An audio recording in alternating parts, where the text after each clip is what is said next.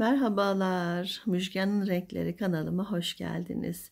Evet, bir önceki videomda anne maymunumuzu örmüştük. Sıra geldi bebek maymunumuza. Görmüş olduğunuz gibi bu küçücük el kadar bebiş maymunumuzu sizinle örmek istiyorum. Hadi hemen başlayalım. Evet, anne maymunumuzu örerken malzemeleri göstermiştim ben size, biliyorsunuz. Kahverengi ipimiz vardı, orada markası da belliydi. Bütün ipleri kullandığım için kalanlar bunlar. Markası o videoda yazıyor, var. Bu da krem ipimiz. Siz farklı farklı iplerde, farklı markalarda kullanabilirsiniz. Koton ip bunlar, amigurumi ipleri. İstediğiniz, dilediğiniz renkte bir koyu bir açık alarak benimle örebilirsiniz. Fark olarak sadece bebeğimiz için kullanacağımız göz. Ben onu yine diğer videomda tanıtmıştım ama burada da belki sadece küçük bebek, küçük maymunu yapmak isteyenler olursa hemen bunda tarifini şöyle size göstermek istiyorum. Boyutlarını vermek istiyorum. 9 milimlik bir göze ihtiyacımız var. Vidalarımız da burada arkadaşlar, şu şekilde vidalarımızla beraber bir de göz kullanacağız. Makas ve iğne kullanacağız. Aynı zamanda tığım da bu arkadaşlar, benim şu şekilde 4 numara bir tığ kullanıyorum. Şöyle bakabilirsiniz. 2,5 milimlik bir tığ bu. 4 numara 2,5 milimlik bir tığ. Söylediğim gibi her videomda ben sadece her örgüde bu tığı kullanıyorum.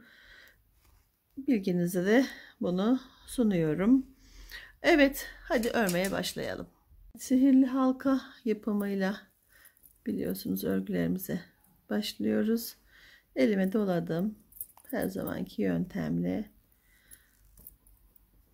yine 1 2 3 4 5 ve 6 sık iğne yaptıktan sonra birini çekiyorum ve sonra hangisi kısalıyoruz onu tutup dipten çekiyorum. Sonra ilk sık iğnemizin içine tığımı geçirdim. Bunu yine iyice sıkıştırıp sonra bu kalan ipimi buradan çekiyorum arkadaşlar. CC tekniğiyle sıramı kapatıyorum. Şimdi hemen bir sonraki sık iğneye batıp bu sırayda her bir sık iğnenin içine çift sık iğne yaparak 12 adet sık iğne elde edeceğim ve döneceğim arkadaşlar. Evet, ikinci sıramızda 12 sık iğneye ulaştım. Gördüğünüz gibi hemen başlangıç ipi olarak krem ip seçtim. Onu araya koyuyorum ve başlangıcımızı belirtmiş oluyorum. Artık 3. sıradayım. 3. sırada bir sık iğne yapacağım. Tek, diğerine çift sık iğne yapacağım. Bir tane tek yaptım, bir tane çift yaptım. Bir diğerine de yine tek, bir diğerine çift. Bu şekilde bu sıramı bir tek bir çift olarak yaparak sonuna geldiğimde 18 adet sık iğneye ulaşacağım. 4. sıramda 2 sık iğne bir artırmayla 24 sık iğne olacak. 5. sıramda 3 sık iğne bir artırmayla 30 olacak. 6. sıramda 4 sık iğne ile bir artırma 36 sık iğne. 7. sıramda 5 sık iğne bir artırmayla 42 sık iğneye ulaşacağım. Kafasından başladık. 42 sık iğneye ulaştıktan sonra 7. sırada 8 ve 9'u artırma ve eksiltme yapmadan 42 sık iğne olarak dolaşacağım, bitireceğim, geleceğim arkadaşlar. 7. sıramda 5 sık iğne bir eksiltme yapıp 42'ye ulaşmıştım. 8. ve 9. sıraları 42 olarak devam ettim arkadaşlar. Şimdi 10. sırama geldim. 10. sırada 5 sık iğne bir eksiltme. Eksiltmelere geçtik artık. Hemen bir tane beraber yapalım. 5 sık iğne, 2 3 4 5 ve bir eksiltme. Bu şekilde devam edeceğiz. Bu sıramı 5 sık iğne bir eksiltme olarak 10. sırayı bitireceğim. 11, 12, 13'ü hiçbir şey yapmadan 36 sık iğne olarak tamamlayacağım. Geleceğim arkadaşlar. Evet arkadaşlar, 11, 12, 13. sıralarımda 36 sık iğne olarak artırma eksiltme yapmadan tamamladım. Şimdi 14. sırama geldim. 14. sıramda da 4 sık iğne bir eksiltme yapacağım. Bir tane beraber hemen yine yapalım. 1, 2, 3 ve 4. Bir tane gördüğünüz gibi eksiltme yaptım. Bu şekilde 4 sık iğne bir eksiltme yapacağım. Sık iğne sayım da 30 olacak. 15-16. sıramı yine hiçbir şey yapmadan dolanacağım. 17. sıramda 3 sık iğne bir eksiltme yapacağım. 24'e düşeceğim. 18-19'u 24 olarak öreceğim. 20. sıramda 2 sık iğne bir eksiltme yapacağım. 18'e düşeceğim. 21. sıramda 1 sık iğne bir eksiltme ile 12 sık iğneye düşeceğim. 22-23. sıralarımı da 12 sık iğne olarak kafamızı tamamlayacağım ve döneceğim arkadaşlar. Evet arkadaşlar, 17. sıramda 3 sık iğne bir eksiltme yapıp 24 adet sık iğneye geldim. 18-19. sıralarda ördüm ve burada kaldım, bıraktım. Ben tamamını size tarif etmiştim ama hem elyaf dolduracağım hem gözlerini takacağım. Biraz delik, çok 12 sık iğneye düştüğü için çok minik kalıyordu. Onları da tamamladıktan sonra yapalım, gözlerini takalım, sonra kalan kısmını bitirelim diye düşündüm. Ben hemen göz tarifini vereyim şimdi size. Evet, gözümüzün bir tane parçasını ben hemen ördüm. Gördüğünüz gibi 6 sık iğne, sihirli halka 6 sık iğne, 12 sık iğne, bir tek bir çifti 18 sık iğne. 3. sıramızda da 18 sık iğne olacak. Hemen beraber başlayalım. Sihirli halkamı yaptım, sabitledim. Hemen 6 sık iğne dolduracağım. 2, 3, 4, 5 ve 6.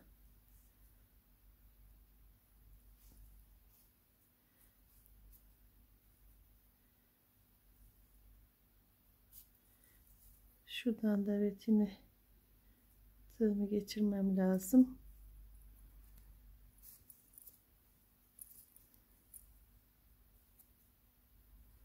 CC tekniğiyle ilmek kaydırmamı da yaptım. Evet, birinci sıramı 6 sık iğne ile tamamladım. 2'yi her sık iğneye çift batarak 12 yapacağım. İkinci sıramda. Üçüncü sıramda bir tek bir çift yapıp 18 adet sık iğneye ulaştığımda döneceğim arkadaşlar. Evet arkadaşlar, 18 adet sık iğneye ulaştım. Üçüncü sıramda bir tek bir çift yaparak şu anda 18'deyim. Burada gördüğünüz gibi hemen 18. ilmeğimde yaptıktan sonra bir sonrakine başını dolayacağım iç kısımdan.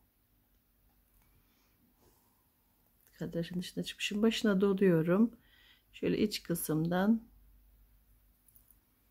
batıp birli trabzan ya da yalancı sık iğne deniliyor. Şu şekilde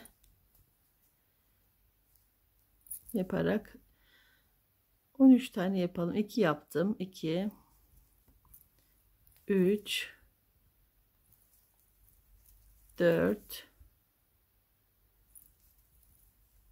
5, 6, 7, 8, 9, 10.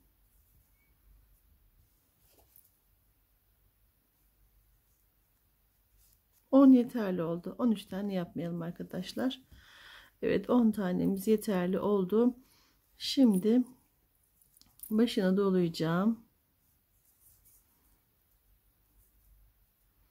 Bu göze geçiyorum. Bu gözden de nerede? Şurası alt kısımda kalsın. Şöyle birleştirdiğimizde, hatta şöyle, evet.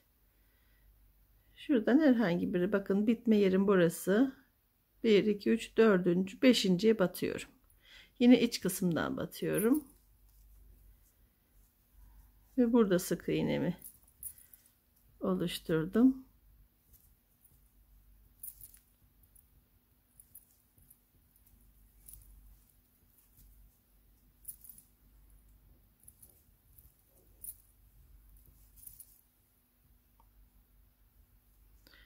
Üç tane oldu. 4 5 6 7 8 9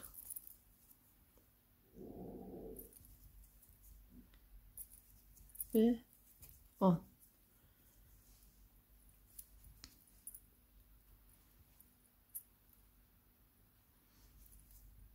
Bu şekilde. Şimdi buraya bir tane sık iğne yapacağım.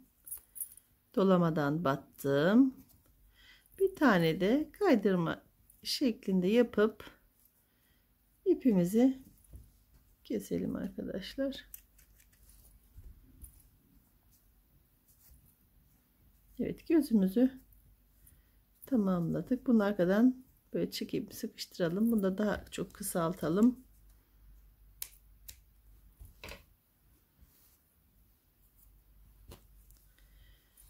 Şöyle dikeceğiz gözümüzü.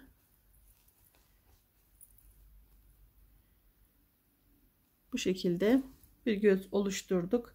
Hemen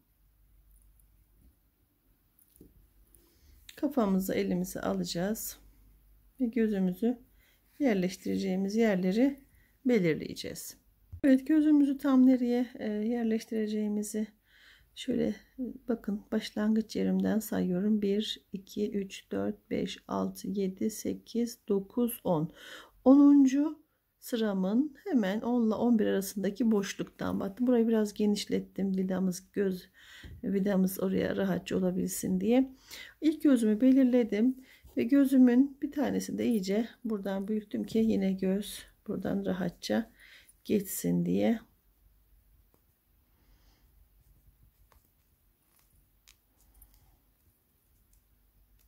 Bu şekilde. Evet. Şimdi bu iğnemi buradan çekiyorum. Yerim belli, gördüğünüz gibi. Buradan batıracağım.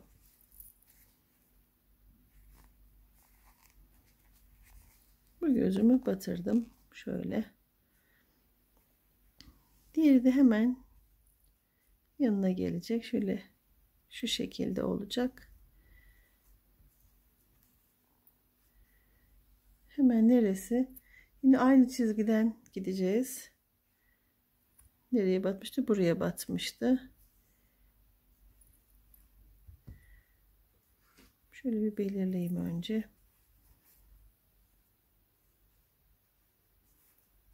Burayı dikeceğiz ya, gözünün kenarını dikerken burayı da birleştirip dikeceğiz. Şu şekilde olacak. Evet, tam burası. Şöyle bakalım bir.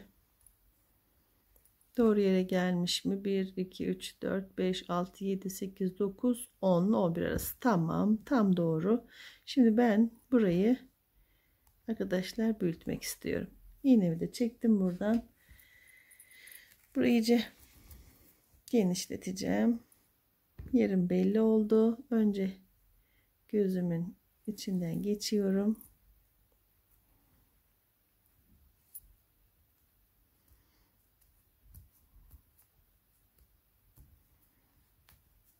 Bu şekilde. Sonra da buradan genişlettiğim yerden battım. Burayı da söylediğim gibi dikeceğim. Şu şekilde bir göz elde ettik.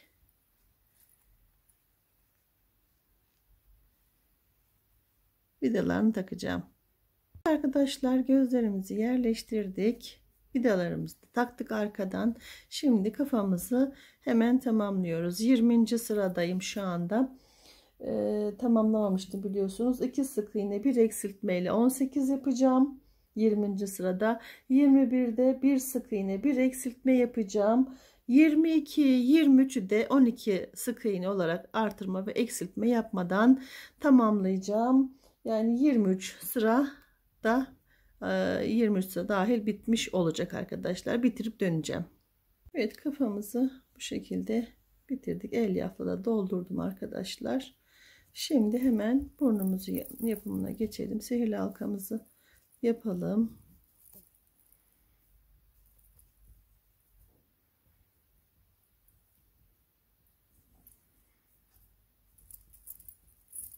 Sabitledim.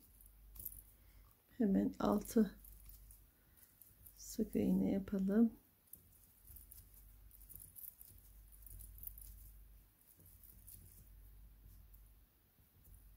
Bu küçülüğü, bunu çekiyoruz arkasından hemen.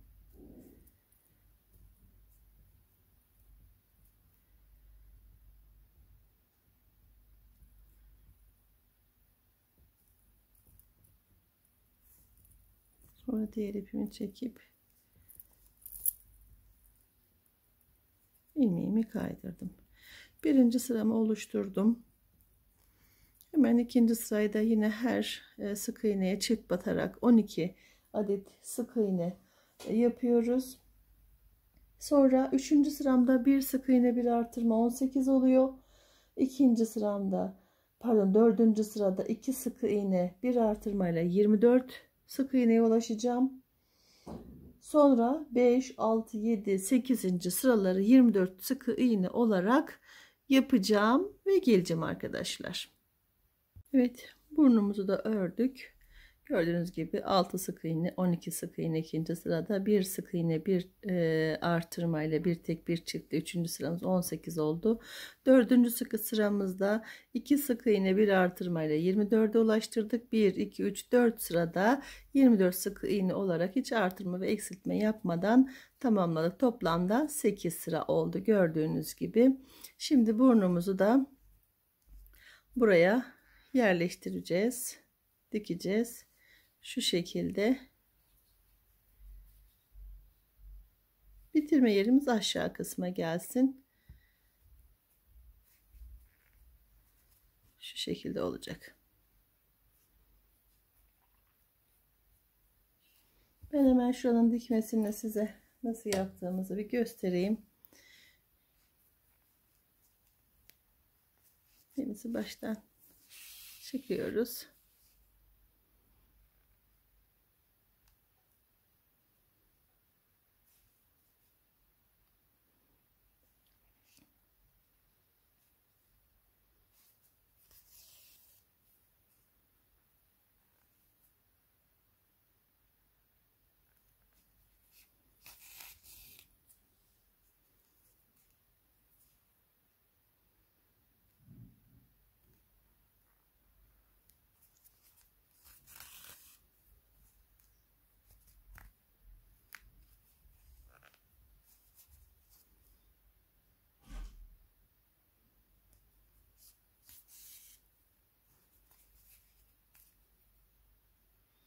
Gördüğünüz gibi aralardan alarak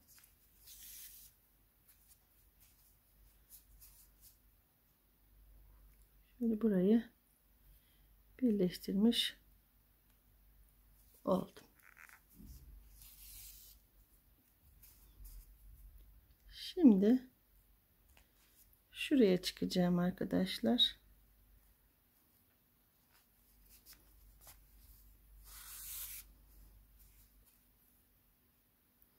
Yanlış yere çıktım hatta. Şuradan, evet, şuradan şöyle üste çıkacaktım. Tamam, şöyle devam edelim.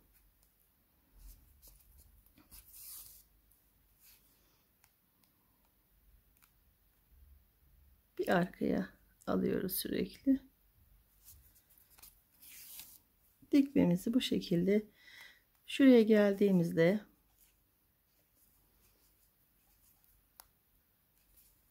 burada bir alttan devam edeceğiz. Kıvrılma kısmına geldiğimizde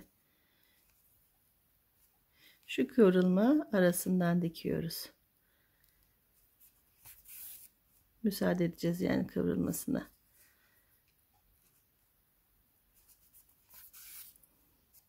Bu şekilde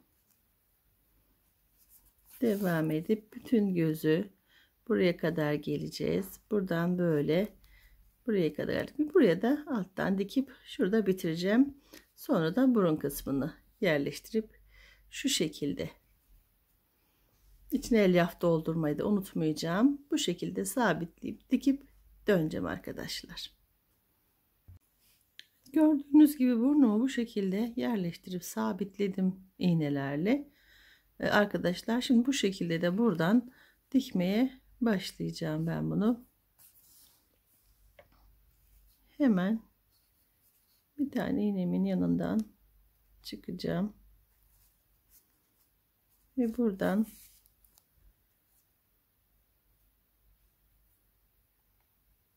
bu şekilde dolanıp buraya kadar geldikten sonra şu mesafedeki açıklıktan da elyafımı doldurup tamamlayacağım arkadaşlar. Evet, kafamız tamamlandı. Gördüğünüz gibi elyafını da doldurdum için tamamen. Şimdi de kulak yapımına başlayalım hemen. Yine sihirli halkamızla başlayacağız.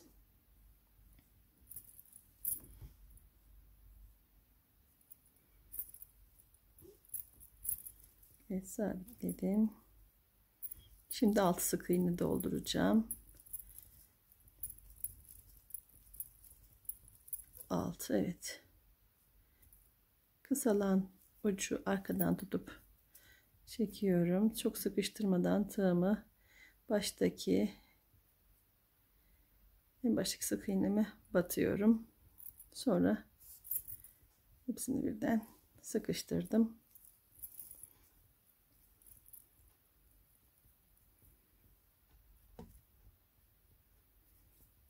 İlmeği kaydırarak içinden geçirdim. Hemen bir sonraki deliğimize çift batıp birinci sıramızda 6 sık iğne elde etmiştik.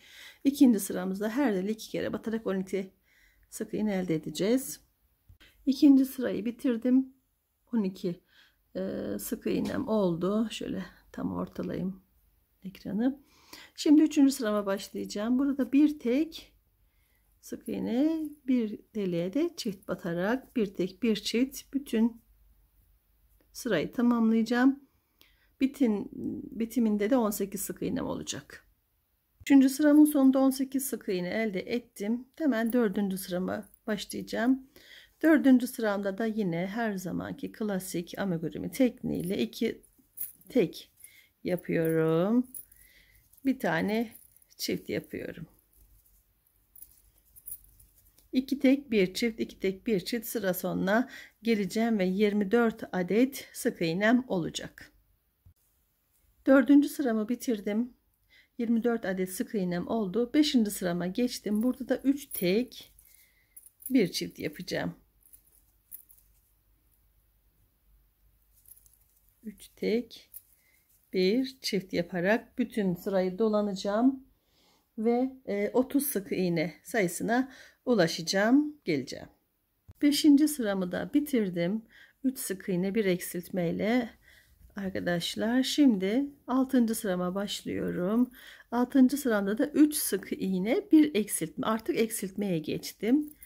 1 2 3 sık iğnemi yaptım. Şimdi eksiltmemi yapıyorum. Gördüğünüz gibi sık iğnelerin tek taraflarını alıp sık iğne gerçekleşim. Bu şekilde sıra sonuna geleceğim. 7. sıramda 2 sık iğne bir eksiltme, 8. sıramda 1 sık iğne bir eksiltme yapacağım. 9. sıramda da yine 12'ye düştükten sonra ilmek bir sırada hiçbir şey yapmadan 12 sık iğne yapıp geleceğim arkadaşlar. 6. sıramı 3 sık iğne bir eksiltme ile 24 sık iğneye düşürdüm. 7. sıramda hemen 2 sık iğne bir eksiltme yapacağım.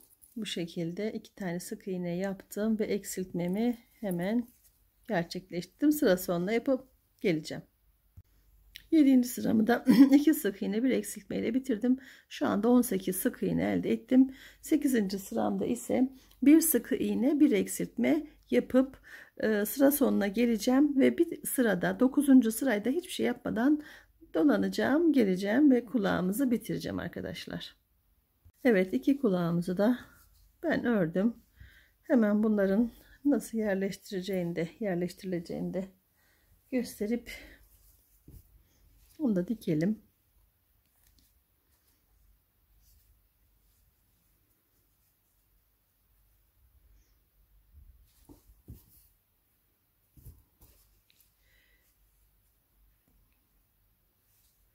Şu şekilde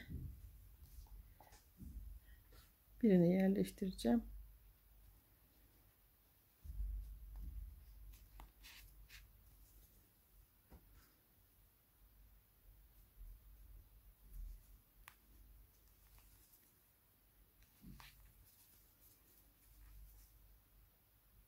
Evet, gördüğünüz gibi gözümüzün hizasındaki çizgiden yanına yapacağım.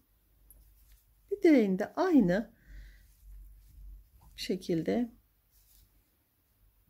bu şekilde buraya yerleştireceğim. Dikip geleceğim arkadaşlar. Evet, sihirli halkamı yaptım. Birinci sıramı 6 sık iğne olarak halkamın içine 6 sık iğne doldurdum. İkinci sıramda da her zamanki yapmış olduğumuz işlemi yaparak her sıraya, her sık iğnenin başına çift doldurarak ikinci sıramızda 12 sık iğne tamamlayacağım. Kulaklarımızı diktim. Şimdi de burnumu oluşturmak. Şu şekilde bir üçgen, bakın şöyle iğneyle yerlerini belirttim. İpliğimi de hazırladım. Yine alttan takarak şöyle bir yana çıkayım önce. Sonra oraya geleceğim.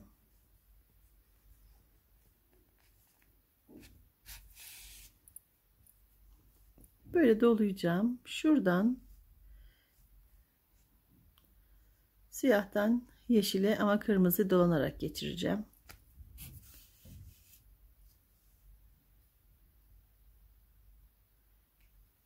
Yine yeşile gideceğim. 2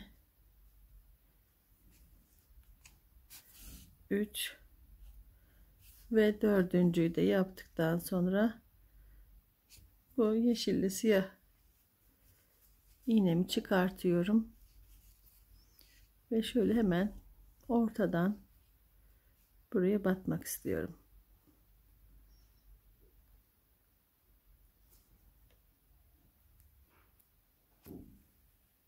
Biraz daha, evet.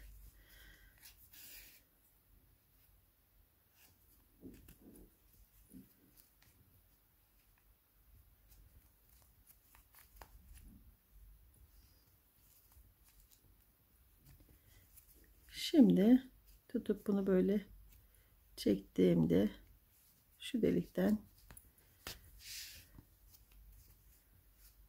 bakın böyle bir burun deliğimiz oldu. Bunu yine buradan önce yana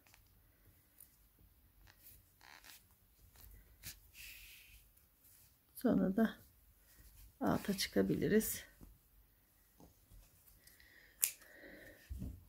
Kalan ipimi de hemen burada bir kakülümüz var. Saçlarımız var. Yeni çıkmış saçlar gibi diyelim.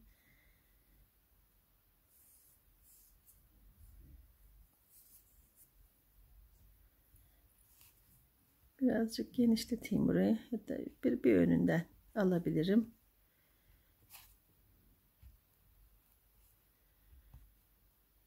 Şu şekilde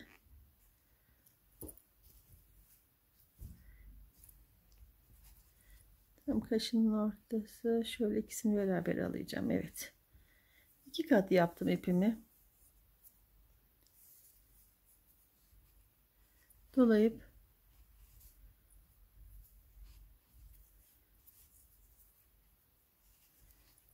çekeceğim. Sonra bu ikisini de normal bağlamış gibi, sık iğne gibi diyelim, yapacağım ve iyice sıkıştıracağım. Ve şöyle yeterli kesiyorum.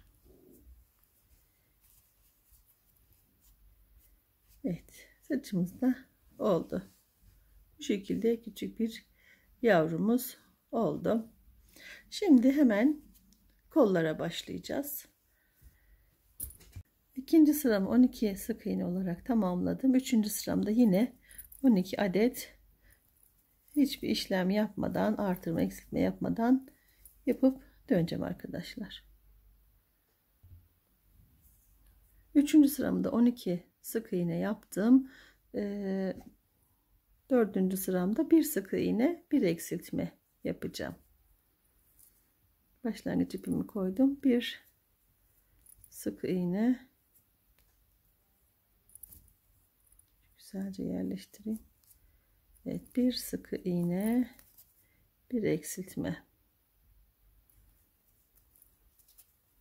Bu şekilde sıramı tamamlayacağım. 8 adet sık iğnem olacak. Evet, dördüncü sıramda bir sık iğne, bir eksiltmemi yaptım.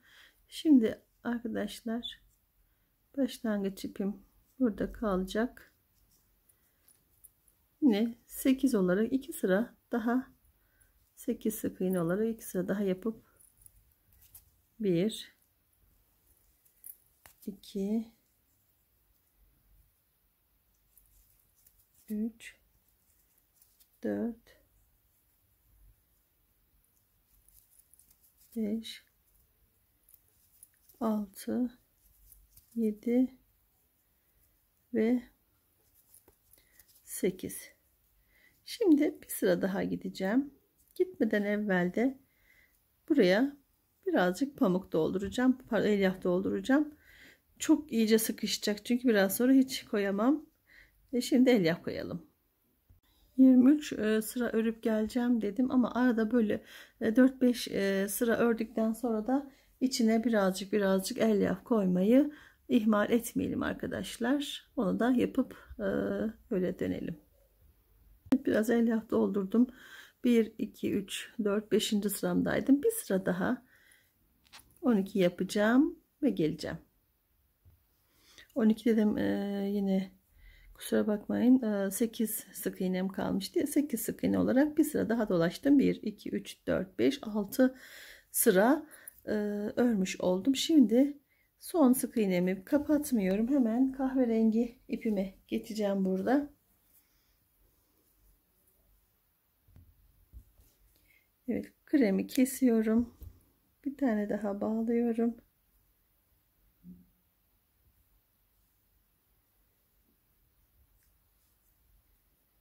Bunları da içine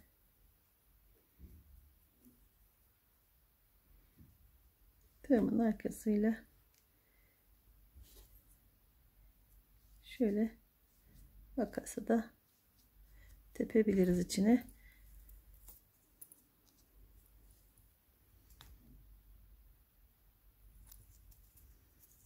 Evet. Yine 8 sık iğne olarak arkadaşlar, burayı 8 sık iğne olarak 28'e kadar öreceğim. Yani 23 adet daha kahverengi öreceğim. Bir bakalım. Bir 23 sıraya geldiğimde, pardon, 28. sıraya geldiğimde döneceğim. Tam hesabı da aslında ben bir tane ördüm burada. Hemen onu göstereyim size. Tam ne kadar örmüşüm. 2 4 6 8 10 12 14 16 18 20 22 23. Evet, 23 sıra kahverengiden örüp döneceğim arkadaşlar. Evet, kollarımızı tamamladım. Gördüğünüz gibi. Şimdi hemen bacağına başladım ben. Birinci sihirli halka ile başladım. Birinci sıramda 6 sık iğne, ikinci de 12. Her zamanki klasik başlayış tarzımız, artırmamız aynı. Üçüncü sırada bir tek bir çift olarak 18 sayıya ulaştım sık iğne sayısına. Dördüncü sıramda da Hiçbir şey yapmadan 18 sık iğne dolaştım. Sıramı tamamladım. 5. sırama geldiğimde bir tek bir kesme. Bir sık iğne, bir kesme. Bir sık iğne, bir kesme. Bir sık iğne, bir kesme ya da eksiltme, bir sık iğne, yine bir tane eksiltme, bir sık iğne ve yine eksiltme. 6 adet eksiltme yaptık. Gördüğünüz gibi ilmek sayımız 12'ye düştü. Bunu birazcık daha düşürmek istiyorum. 9'a düşmesini istiyorum. Şimdi 2 sık iğne, 6. sıramda 2 sık iğne, bir eksiltme yapıyorum. Evet. 2 sık iğne, bir eksiltme.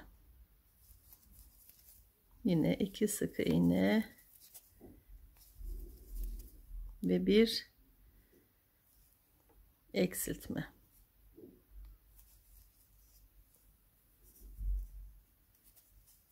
Dokuz sık iğnem oldu. Hemen içine birazcık elyaf koymak istiyorum.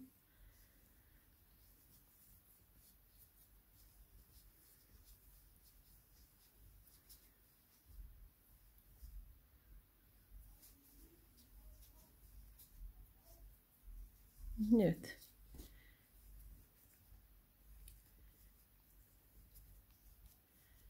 Çok doldurmak biraz sertleştiriyor ama ben birazdan bunun içinden elimle yuvaladığımda buradaki elyaflar yukarı doğru kayacak ve burası da rahatlamış olacak. Şu anda gördüğünüz gibi 1 2 3 4 5 6. sıramı ördüm. 9 sık iğneye düştüm arkadaşlar. Ben bir tanesini örmüştüm bacağın. 1 2 3 4 5 6. 3 sıra daha, pardon 4 sıra daha. Yani 10 sıra 1 2 3 4 5 6 7 8 9 10 sıra beyazdan gidip geleceğim arkadaşlar. Evet, kremimizden 10. sıramızı yaptım. Şimdi kahve ipimi bağladım ve ilmeği kapatmamıştım.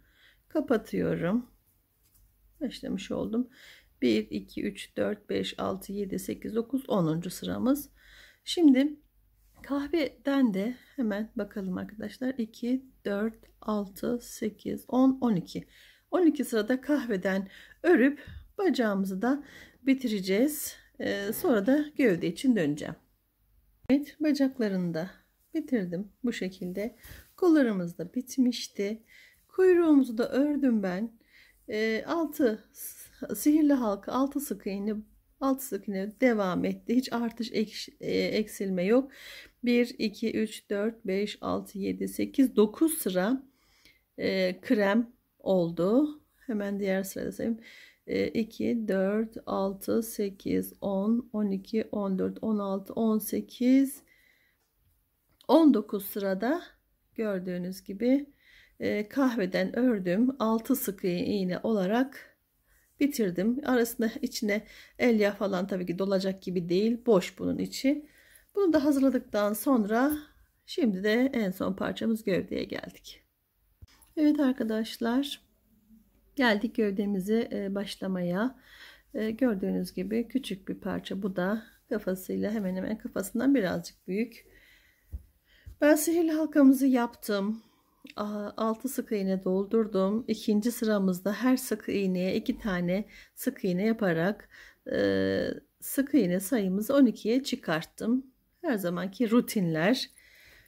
Evet, şimdi başlangıç ipimi koydum. 3. sırama geldim. 3. sıramda artışlar başlıyordu. Yani ikinci sırada yapıyoruz ama çift çift yapıyoruz. O belliydi. Şimdi üçüncü sırada bir sık iğne, bir tane çift yapıyoruz. Bir tek bir çift yapıyoruz. Evet. 4. sırada 2 sık iğne, bir artırma 24 sık iğne olacak. 5.'de 3 sık iğne bir artırma 30 olacak sık iğne sayımız. 6. sırada 4 sık iğne bir artırma 36 olacak. 7. sırada 1 sık iğne yani 5 tek 1 çift 42 sayısına ulaşacağız. 8. sırada ise 6 tek 6 sık iğne yani tek sık iğne bir tane çift yaparak 48 sık iğneye ulaşacağız. Arkadaşlar ben de oraya kadar yapacağım. Yani her zamanki gibi bir artırarak ilmeğimizi 48 sayısına ulaştırdığımızda sık iğne sayımızı döneceğim. Evet arkadaşlar, gövdemizin alt kısmını tamamladım ben. Şu anda 8. sıramı da bitirdim. 48 sık iğneye ulaştım. Gördüğünüz gibi 6, 12, 18, 24, 30, 36, 42, 48 olarak en sonunda 6 sık iğne bir artırmayla 48 sık iğne sayısına ulaştık. Şimdi 9. sıraya başlayacağım. İlmek satır sıra başlangıcımı da yerine koydum ve burada 9. sırada kuyruğu vücuda birleştirmek istiyorum. Kuyruğumuzu aldım. Evet, 2 3 4 5 6 7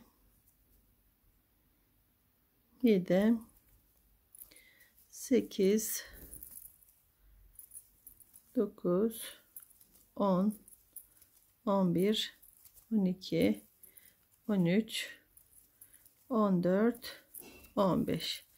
Şöyle yaptığımda kuyruğu koyduğumuzda evet kollar da buralara takılacak. Şöyle tamam. Burası iyidir. Evet, şimdi hatta bir tane daha sökelim. Şu şekilde başlangıç yerim burası. Bir tane daha söktüm tam şu ortaya gelsin diye.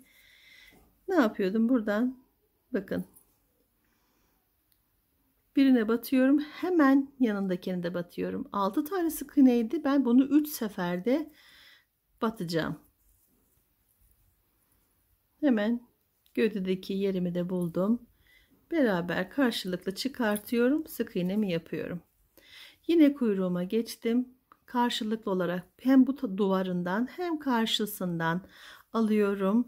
Hem de gövdemde tam sırası hangisindeyse o sıradan batıp sık iğnemi gerçekleştiriyorum. Sonuncuya geldim. Burada bir sık iğnem var.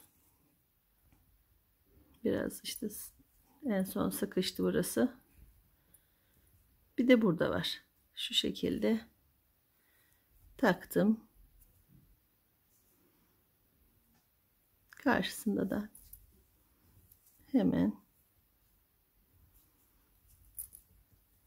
yerleştirdik. Şurada bir boşluk oldu gibi. Bir tane de bunu tutturabilir miyim? Ama o kadar sıkı ki işte 6 sık iğne olunca çok sıkı. Bir tane öreyim bakayım, bir bakalım nasıl duracak. Gevşek örmeyelim, sıkı örelim burayı.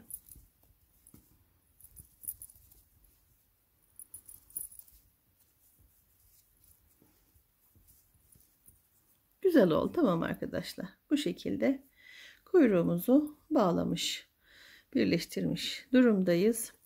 Şimdi 9. sıramı 10, 11'i de hiçbir şey yapmadan 48 sık iğne olarak dolanıp geleceğim. Evet, 8. sırada 6 sık iğne bir artırmayla 48'e ulaşmıştık. 9. sırada kuyruğumuzu taktık, birleştirdik.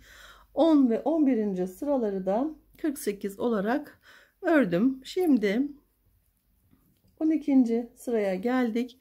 6 sık iğne bir eksiltme yapacağız ve 42 adet sık iğneye düşeceğiz. 6 sık iğne, 2 3 4 5 6 sık iğne, bir eksiltme. Bu şekilde sıramı dolanıp geleceğim. 12. sıramı 6 sık iğne bir eksiltme ile bitireceğim. 13, 14, 15'i de yine 42 adet sık iğne ile tamamlayıp dönüyorum arkadaşlar. Evet, 12. sırada 6 sık iğne, burası 6 sık iğne bir eksiltme yaparak 42 adet sık iğneye düşmüştüm. 13, 14, 15. sıraları da 42 sık iğne olarak ördüm. Şimdi 16. sıradayım. 5 sık iğne bir eksiltme yapacağım 16. sıramı. 17, 18, 19'u da yine 36 sık iğne olarak hiçbir eksiltme artırma yapmadan yapıp dönüyorum. 16. sırada 5 sık iğne bir eksiltme ile 36 sık iğneye düşmüştüm. 17, 18 ve 19. sıraları da artırma eksiltme yapmadan 36 sık iğne olarak tamamladım, geldim. Şu anda 20. sıramı yapacağım. 4 sık iğne bir eksiltme olarak hemen bir tane beraber yapalım. 1, 2, 3, 4 ve eksiltme. Bu şekilde sıramı tamamlayacağım. 4 sık iğne bir eksiltme diye. 21. sıramı da tamamlayacağım ve döneceğim arkadaşlar. 20. sırada 4 sık iğne bir eksiltme yaptım. Sonra 36 sık iğneye düştüm. Pardon, 30 sık iğneye düştüm. 21. sıramda 30 sık iğne olarak tamamladım. Artırma eksiltme yapmadım. Şu anda 22. sıramın başındayım. Gördüğünüz gibi. Ve burada kollarını vücutla birleştirme sırası geldi. Hemen şöyle baktığımızda, evet, gövdeyi gördüğünüz gibi tam kuyruk ortada kalacak şekilde şu şekilde birleştiriyorum ve kuyruğumu birleştirdiğim noktadan şöyle bakınca 1, 2, 3, 4, 5, 6, 7, 8, 9, 10. Buradan saydım, 1, 2, 3, 4, 5, 6, 7, 8, 9, 10. Tamamen eşitlemiş durumdayız. Kollarımız 8 sık iğne ile tamamlanmıştı, bitmişti. Demek ki ikişer ikişer alacağıma göre 4 tane sık iğneye ihtiyacım var. Burada da 4 sık iğne, burada 4 sık iğne yapmam lazım. Ve aralarda 30 sık iğnem vardı. 4 4 düşersek 22, 11 11 arkada ve önde sık iğnem kalacak. Burada da tam gördüğünüz gibi şöyle tam ortalarsam şu ikisini alıyorum. 1, 2, 3, 4. Yani 1, 2, 3 tane öreceğim ve devam edeceğim. Başlangıç ipimi de hemen yerinden alıyorum.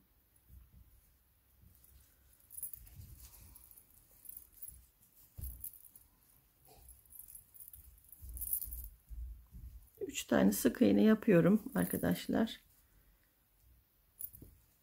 1, 2 ve 3. Şimdi kolumuzu alıyorum. Yine şu bitirme yerim iç kısımda kalacak, altta kalacak şekilde. Gördüğünüz gibi hemen bir tane ön yüzünden, bir tane arka yüzünden sık iğneyi hemen yan yana olanlardan battım ve karşılığında gövdedeki yerini buluyorum ve batıp sık iğnemi gerçekleştiriyorum. Yine aynı sıradaki sık iğneye batıyorum. Karşıdakini alıyorum.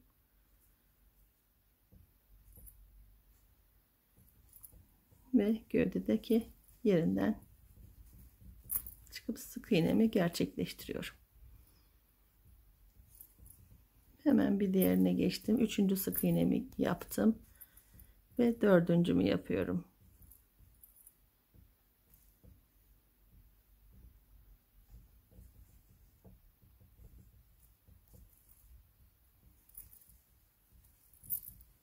Tamamdır. Bir tane kolumu yerleştirdim. 11 adet burada sık iğne yapacağım. 2, 3, 4, 5, 6, 7, 8,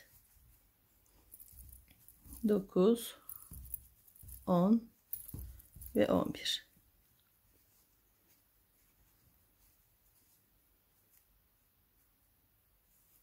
Evet, 4 çıktığımda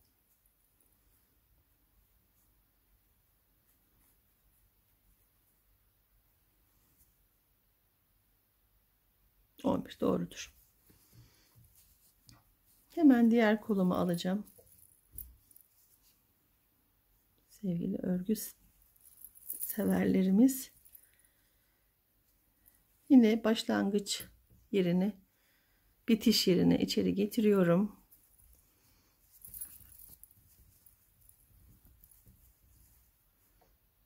İlk sık iğnemi ve sonrakini hemen tutuyorum. Sıradaki sık iğnenin içine gövdedeki yerini bulup sık iğnemi gerçekleştiriyorum. Bir diğerine batıyorum. Bir sonraki sık iğne de, evet, bu şekilde ikinci sık iğnemi yaptım. Üçüncüyü gerçekleştirdim ve dördüncü sık iğnemi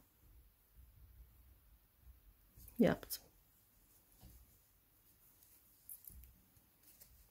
ve sayıyorum. 1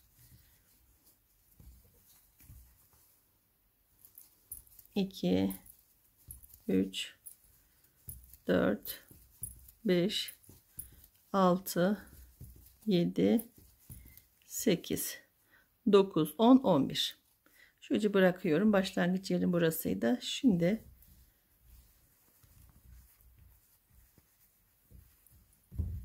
tam ortalayıp ortalamadığımızı görebilmek için şöyle tuttuğumda, evet, tam olmuş arkadaşlar. Şimdi 23. sıraya geldim. 22'de kollarımızla gövdemizi birleştirdik. Burada da 3 sık iğne, bir eksiltme ile devam edeceğim. 1 2 3 sık iğne ve bir eksiltme. Bu şekilde sıra sonuna kadar yapıp geleceğim arkadaşlar. 23 böyle bitecek. 24'te aynen 24 sık iğne olarak tamamlayacağım. Döneceğim. 23. sıramı 3 sık iğne bir eksiltme yaparak 24 sık iğneye düşmüştüm. 24. sırayı da 24 sık iğne olarak tamamladım.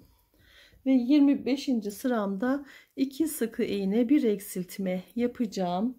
26. sıramı da 18 ilmeğim kalacaktı 25'te. 26'da da 18 sık iğne olarak tamamlayacağım. Döneceğim.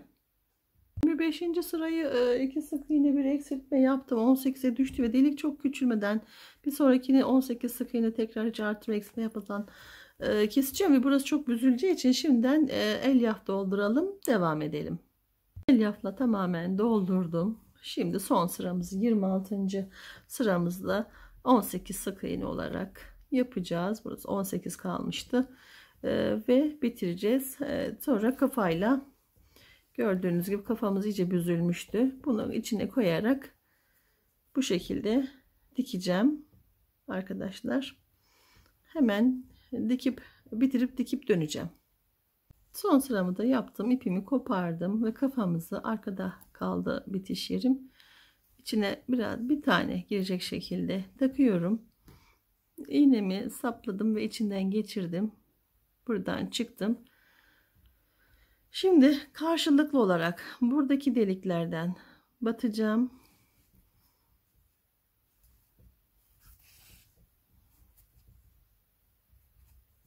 Karşısında, tabii bu dengeyi de unutmayalım. Kulaklarıyla kolları aynı şekilde, kuyrukta yönü olarak unutmayın. Yaptıktan sonra alttaki delikten gövdeyle, evet, gövdeden tutuyorum. Sonra yine bir üsttekinden aldım. Yine gövdeden alıyorum. Diktiğiniz yerde hiç belli olmuyor bu şekilde dikerseniz. Yine bir adet kafasından bir adet deliklerden, gövdeden yapıp sonlandırıp bitirip dönüyorum arkadaşlar. Evet, kafasını birleştirdik gövdeyle. Şimdi bacaklarını gövdeye takıyoruz. Bunu bu şekilde sabitledim ve dikeceğim. Şu şekilde tam gördüğünüz gibi 6 sık iğne, 12 sık iğne, 12 sık iğne kalacak şekilde, kuyruk tam ortada. Bunu da bu şekilde yine görüntü tam şöyle yapayım. Üçgen kuyruk, ayaklar üçgen bir şekilde dikeceğim arkadaşlar. Bacaklarını da diktim görmüş olduğunuz gibi. Bebek maymunumuz da bitti. Hemen santimini ne kadar uzunlukta olduğunu size söylemek istiyorum. Kafasından bacağına, ayak ucuna kadar 22,5, şöyle 23 santim boyunda bir bebek maymun oldum. Evet, örgülerimi beğendiyseniz beğen butonuna basmayı unutmayın. Abone değilseniz abone olabilirsiniz. Yapmak istediğim hayvanlar, örgüler varsa yorumlarda bildirebilirsiniz. Yorumlarda beni yönlendirebilirsiniz.